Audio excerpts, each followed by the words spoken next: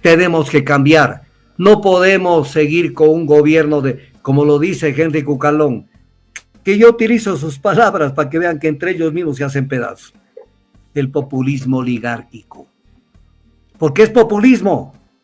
Aquí no hay un plan serio de nada. Es populismo barato, pero es un populismo que viene de la oligarquía. De esa oligarquía de años, de esa oligarquía que no le interesa el pueblo ecuatoriano, de esa oligarquía que lo único que busca es el lucro y el beneficio personal. Lo dijo Henry Cucalón hoy de mañana en su entrevista con Lenin Artieda en Contacto Directo. Populismo oligárquico, eso es lo que tenemos. Lo único que está soñando es cómo presentarse ante la gente, entonces pone esos zapatos, no sabe cómo peinarse, esa no es la conducción del país. Eso es un show barato entre muchachos malcriados. Eso no es para el país. El país merece otra situación, porque además estamos cayendo y estamos conduciéndonos en terrenos pantanosos, que en algún momento podemos no tener ya retorno, porque el manejo de la dolarización la están poniendo en riesgo. Un gobierno que en 6 meses no ha hecho absolutamente nada de nada. Máximo el conflicto armado, el supuesto conflicto armado interno, la persecución, el asalto a la embajada, que también era para llenar los hechos. Yo estoy aquí para actuar, pero viola el derecho internacional. ¿Qué más ha hecho? ¿Qué ha firmado? ¿Qué ha proyectado? ¿Qué está en carpeta para saber que estamos yendo a buen puerto en materia de generación de empleo? Mentirle al Ecuador, lo mismo que le recuerda, construye incluso, de que dónde están las plazas de trabajo cuando han habido 100,000 desafiliaciones del Seguro Social. ¿Cómo es que puede haber 100,000 nuevos empleos? 100,000 nuevos empleos de gente que no está afiliada a la Seguridad Social. O sea, no calza. Tu mentira no calza. Es una mentira cerdosa, no calza. Pero pueblo ecuatoriano, ya es hora que despiertes. Ya es hora. Ya es hora de que entiendas que así no se puede construir el Ecuador. 22 de mayo. Desde Washington, Human Rights acaba de publicar un informe sobre el Ecuador. Informe que no lo publica, por si acaso, Juanita Guebertus Estrada, directora de la División de las Américas de Human Rights Watch. Y esto en el Ecuador, por ahí sacaron una nota enana, dispersa, y no les pararon bola. Esta nota les refleja lo que ha pasado en el Ecuador en materia de seguridad y de derechos humanos durante la administración de Daniel Noboa. Entonces voy a extractar. Todo lo que voy a leer de aquí para adelante es extractado del texto de la comunicación de Human Rights Watch, la Organización de Derechos Humanos Mundial, que dice, todo es extractado, aquí yo no invento nada. Ecuador en los últimos años se ha convertido en uno de los países con la tasa de homicidio más alta de la región. ¿Ok? Es el paraíso que construyó el neoliberalismo. Es el paraíso. Luego dice, el 9 de enero del 2024, que es cuando se dio el tema del decreto de estado de excepción que dictó Noboa.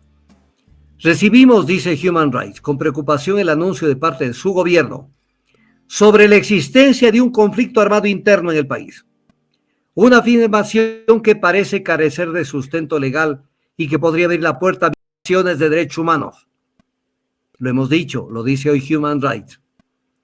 Esta carta, dice, resume nuestras conclusiones y recomendaciones desde el anuncio del conflicto armado interno, incluyendo evidencias de violaciones de derechos humanos.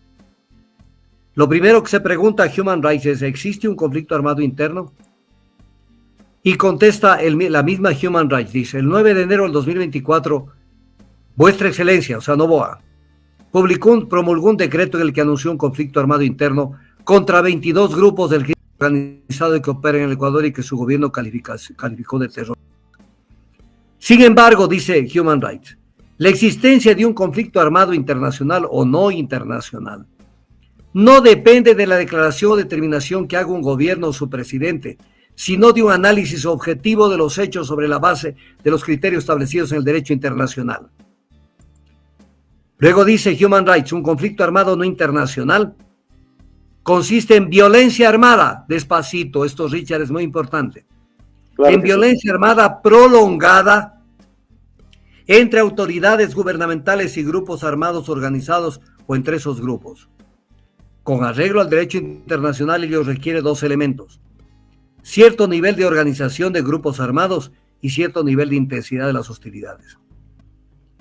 Luego dice, la decisión de calificar los enfrentamientos con grupos criminales como un conflicto armado no internacional no es solo una cuestión técnica del derecho internacional, sino que tiene consecuencias en la vida de los ecuatorianos. La decisión de permitir que las Fuerzas Armadas apliquen normas de combate con arreglo al derecho internacional humanitario, aun cuando no se han cumplido objetivamente los criterios para tal decisión, abre la puerta a violaciones de derechos humanos. Hemos concluido que su gobierno no ha presentado evidencias suficientes para concluir que existe un conflicto armado con cualquiera de esos 22 grupos de delincuencia organizada. Su gobierno ha presentado pruebas que contradicen la conclusión de que habría un conflicto armado. Lo dice Human Rights. Por ejemplo, dice, mientras el requisito de organización para un conflicto armado depende en parte de la existencia de una estructura de mando con capacidad de mantener operaciones militares, un informe policial citado por vuestra excelencia en el decreto del 8 de enero indica que los grupos criminales del país son flexibles e inestables y carecen de una organización de empresa criminal. Porque no es lo mismo, esto lo digo ya yo, todo lo que he dicho es transcrito del informe. Ya. No es lo mismo un conflicto armado, temas de delincuencia o de violencia, que un conflicto armado interno. Son dos cosas diferentes. Para que exista un conflicto armado interno, es necesario, conforme la normativa del protocolo número 2, adicional a los convenios de Ginebra de 1949, el protocolo es de 1977. Es necesario que existan dos organizaciones armadas, no un tema de delincuencia focalizada por allí. Dos, pongámosle un nombre para que me entiendan, dos ejércitos, dos fuerzas armadas, la del gobierno, la del Estado y la Fuerza Armada Disidente, bajo la dirección ambos de mandos responsables, que ejerzan operaciones militares sostenidas. Por ejemplo, que el día de hoy se tomaron el cantón Jipijapa, un ejército, no 4 personas metidas en una calle, en una casa. Se tomaron Jipijapa y avanzan hacia Montecristi. Y ya se tomaron antes Paján y están, o sea, fuerzas armadas enfrentadas a las fuerzas armadas gubernamentales. Por eso el protocolo de Ginebra adicional, que se refiere a conflictos armados no internos, dice: el presente protocolo no se aplicará a las situaciones de tensiones internas y de disturbios interiores tales como motines, actos esporádicos y aislados de violencia y otros actos análogos que no son conflictos armados. Entonces, esto tira abajo la tesis que se inventó Noboa y su combo de que había un conflicto armado interno. Y con base en eso movilizó a las Fuerzas Armadas y Human Rights le dice dónde está el conflicto armado. Cuando le dice que hemos concluido que su gobierno no ha presentado evidencias suficientes para concluir que existe un conflicto armado. Lo dice Human Rights. ¿Y esto por qué no está en los titulares de los medios? ¿Por qué no están allí? Entonces es importantísimo, mi querido Richard. Sí. Ahora, sí. Sobre la eficacia de las medidas de seguridad adoptadas, pues ya por fuera del tema del conflicto armado interno. Dice el informe de Human Rights, el aumento en los niveles de extorsión y secuestro, así como los recientes asesinatos de 3 alcaldes y del director de una prisión, muestran que la situación de seguridad sigue siendo grave. ¿Cómo es que lo que dijo Mónica Palencia, que la inseguridad se ha reducido en el 99%? Luego dice, y no tiene la cifra exacta, Human Rights, dice, de las 9,000 detenciones reportadas a finales de febrero, la Fiscalía General del Estado dijo solo haber recibido 494 noticias del delito. De acuerdo a la información que tenemos a la fecha, son más de 20,000 detenciones arbitrarias. 20,000, de las cuales no pasan de 400 las que han sido reportadas. Y la diferencia entre 400 y 20,000, ¿qué quiere decir eso? ¿Qué quiere decir eso? O sea, que nos están tomando del pelo, que metieron, claro, que detuvieron al que era y al que no era para llenar los periódicos y los medios de comunicación, para hacerles creer que estaban combatiendo el crimen, y la interna, cuando en el fondo no se trataba de esto. Porque los que realmente, por eso dice el informe de Human Rights, de estas detenciones al 20 de febrero, la Fiscalía llevaba a cabo investigaciones previas sobre 339 casos. Y que los jueces solo habían dictado sentencias condenatorias en 4 casos, todos por delitos flagrantes. 4 casos en más de 20,000 casos. Señor Noboa, nos toma del pelo al Ecuador. Y tú, ecuatoriano, te sigues dejando tomar del pelo. 4 sentencias en 20,000 casos de detenciones. 4 en 20,000. Es una brutalidad. Claro. Y luego, entre las recomendaciones que plantean, está entre las recomendaciones, porque si yo me pongo a trasladarlo aquí a todo el informe de Human Rights y me quedo toda la tarde. Sí, es larguísimo. El Ministerio de Justicia. Mira lo que plantea Human Rights. Restablecer el Ministerio de Justicia que se cerró en 2018 para que pueda, claro, con Moreno lo cerraron, para que pueda supervisar el sistema penitenciario y coordinar los esfuerzos en el sector de justicia entre el Poder Judicial, la Fiscalía, las fuerzas de seguridad y el sistema penitenciario. Lo está planteando Human Rights. Y en violaciones a derechos humanos, voy a tomarte unas pocas, no todas. Ya. ¿Verdad, Richard? Y todo es textual del informe de Human Rights, que lo tengo íntegro. Como se describe detalladamente en el anexo de esta carta, lo dice Human Rights, las violaciones de derecho incluyen una aparente ejecución extrajudicial, varias detenciones arbitrarias y casos de malos tratos en prisión, que en algunos casos puede constituir tortura. Nuestras investigaciones indican que podrían haberse cometido mucho más violaciones de los derechos humanos desde que vuestra excelencia anunció un conflicto armado. Luego dice Human Rights, muchas personas que se reportaron como detenidas en el país aparentemente nunca fueron llevadas ante un fiscal o un juez.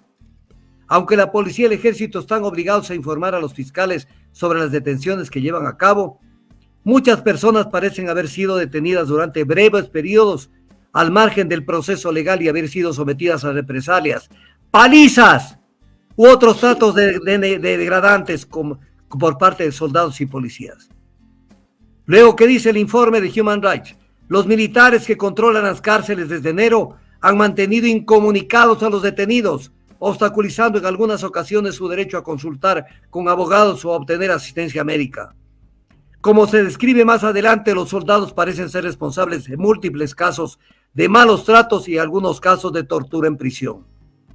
Nos preocupa, y es importante verlo porque pidió un aplauso a las Fuerzas Armadas Noboa el día del 24 de mayo.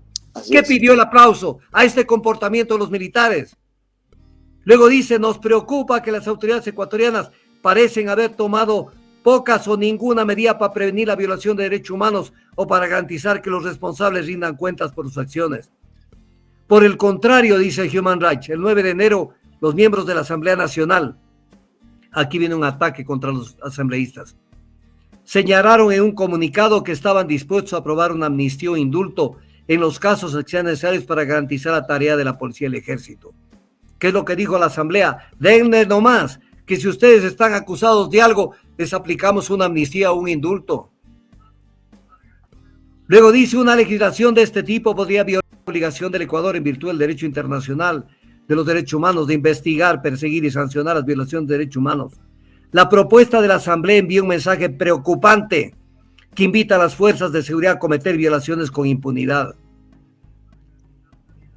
Para garantizar la rendición de cuentas por los abusos cometidos y evitar nuevas violaciones de derechos humanos, instamos respetuosamente a vuestra excelencia voy a leer pocas cosas, limitar el papel de las Fuerzas Armadas a circunstancias en las que su uso sea estrictamente necesario, poner fin al control militar sobre prisiones, Sí. y comprometerse a llevar a cabo una reforma al sistema penitenciario que aborde el problema de larga data como el hacinamiento, retrasos en la tramitación de beneficios penitenciarios, acceso limitado a servicios básicos, falta de un programa serio de rehabilitación social y el reducido número y la inadecuada capacitación de los guías penitenciarios. Poner fin a la detención en régimen de comunicación y garantizar que los detenidos puedan comunicarse y recibir visitas de sus familiares y abogados y que se les garantice acceso a atención a salud y otros servicios básicos. Pero aquí dice una cosa anteriormente que la leí. Comprometerse a llevar a cabo una reforma que aborde problemas de larga data, dice, como los retrasos en la tramitación de beneficios penitenciarios. ¿Cuáles son los beneficios penitenciarios? El sistema semiabierto y el abierto, para que en base a la conducta manifestada en un centro de reclusión puedan salir antes de la cárcel. ¿Y qué es lo que aprobaron con la consulta popular? Que nadie sale un día antes. Es un acto de deshumanización total al que llevaron a plantear esto. Entonces, ahí tienes, mi querido Richard, algo de lo dicho por Human Rights, que nos avergüenza como país, que nos avergüenza y que hace ver. ¿Por qué es importante decirlo ahora? Porque el meollo del informe a la Nación del 24 de mayo fue el aplauso que pidió y que muchos se pusieron a aplaudir la participación de Fuerzas Armadas y de la policía en este tema, donde Human Rights detalla, primero, el hecho de que no hay tal conflicto armado interno, que ese fue un invento asqueroso, no hay, porque no cumple los presupuestos del protocolo adicional al Convenio de Ginebra, del protocolo de 1977. Y segundo, que lo que aprovecharon es de esta situación, lo que aprovecharon es para violar derechos humanos, a diestra y siniestra. Ahora viene la pregunta. ¿Acaso Human Rights es una organización de la izquierda, del socialismo del siglo XXI, de la gente que quiere hacerle daño a Noboa? O sea, no es un correísta. O correísta. Está diciendo lo que ha pasado. Pero lo más importante de todas las cosas, entre otras, de 20,000 detenciones y más, solo 4 tienen sentencia. 4 de 20,000. Lo demás fue show, sainete, para que tú, ecuatoriano, te creas el cuento del combate a la delincuencia. Delincuencia que hasta queda en duda si esos dinamitazos y esos carros incendiados que permitieron que se dicten los estados de excepción, si eso no fue fraguado. No nos olvidemos lo que pasó en la Alemania nazi. Cuando los nazis necesitaban tomar el poder, ellos mismos incendiaron la Reichstag para justificar el asalto al poder. Aquí puede pasar lo que sea en beneficio de capturar el poder. Y con esto, con este informe de Human Rights, yo les haría una pregunta a los que aplaudieron en la asamblea, que estuvieron presentes. Aplaudieron el voto de confianza que pidió que les premie con eso a las Fuerzas Armadas. ¿Si han leído el informe de Human Rights? ¿Han leído? ¿No les da vergüenza aplaudir por aplaudir? Estos son los temas trascendentales del Ecuador que necesitamos controvertirlos para que la gente aprenda a entender lo que tenemos. Tenemos que cambiar. No podemos seguir con un gobierno como lo dice Henry Cucalón, que yo utilizo sus palabras para que vean que entre ellos mismos se hacen pedazos. El populismo oligárquico. ¿Por qué es populismo? Aquí no hay un plan serio de nada. Es populismo barato, pero es un populismo que viene de la oligarquía. De esa oligarquía de años, de esa oligarquía que no le interesa el pueblo ecuatoriano, de esa oligarquía que lo único que busca es el lucro y el beneficio personal. Lo dijo Henry Cucalón hoy de mañana en su entrevista con Lenin Artieda en Contacto Directo. Populismo oligárquico. Eso es lo que tenemos con este hombre que lo único que está soñando es cómo presentarse ante la gente. Entonces pone esos zapatos, no sabe cómo peinarse, esa no es la conducción del país. Eso es un show barato entre muchachos malcriados. Eso no es para el país. El país merece otra situación, porque además estamos cayendo y estamos conduciéndonos en terrenos pantanosos, que en algún momento podemos no tener ya retorno. Porque el manejo de la dolarización la están poniendo en riesgo. Un gobierno que en 6 meses no ha hecho absolutamente nada de nada.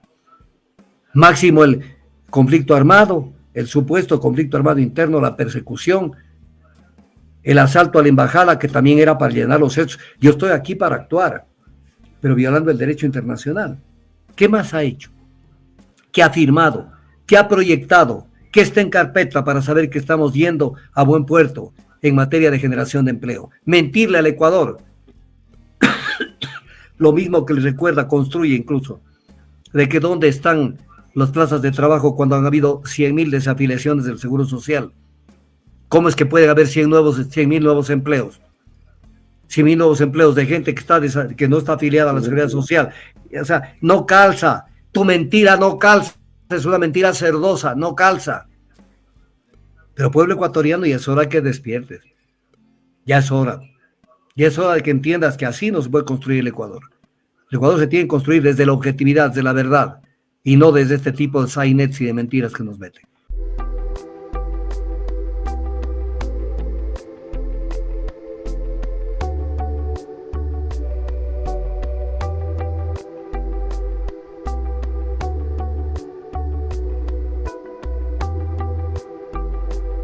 Ojalá y aparecieras antes de perder la conciencia, antes de empezar esta botella. Ojalá se pudiera en un suspiro borrar mi memoria, con una copa cambiar nuestra historia. Ojalá